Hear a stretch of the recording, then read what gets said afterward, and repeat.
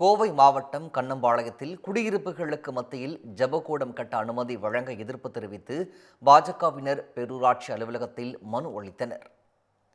கோவை மாவட்டம் சூலூர் அடுத்த கண்ணம்பாளையம் பேரூராட்சி தலைவர் புஷ்பலதா, பேரூராட்சி செயல் அலுவலர் சதீஷ் ஆகியோர் தலைமையில் பேரூராட்சி மன்ற கூட்டம் நடைபெற்று வந்தது. இக்கூட்டத்தில் மருதம் நகர் குடியிருப்புகளுக்கு மத்தியில் ஜெபக்கூடம் கட்டுவதற்கு அனுமதி வழங்க தீர்மானம் நிறைவேற்றப் போவதாக தகவல் வெளியானது.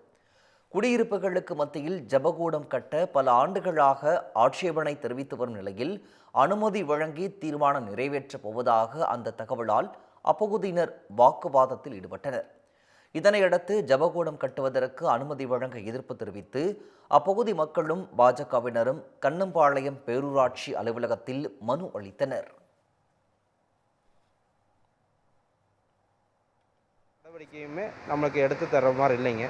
இன்றைக்கி பார்த்தீங்கன்னா அதே நபரை அந்த நபர் பார்த்தீங்கன்னா நான் பெரிய லெவலுக்கு நான் பில்டிங் கட்ட போகிறேன், எனக்கு அனுமதி கொடுங்கன்னு சொல்லி அவர் இருக்கிறது ஒரு குடியிருப்பு பகுதி இல்லைங்க.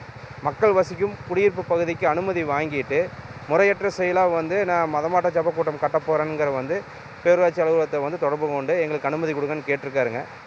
இந்த மாதிரியான சட்டவிரோத செயல்களுக்கு பேரூராட்சி நிர்வாகம் நம்மளுக்கு அனுமதி வழங்கக்கூடாதுன்னு நம்ம இன்றைக்கி பேரூராட்சி மன்றத்துக்கு நம்ம லெட்டர் கொடுத்துருக்குறோம்.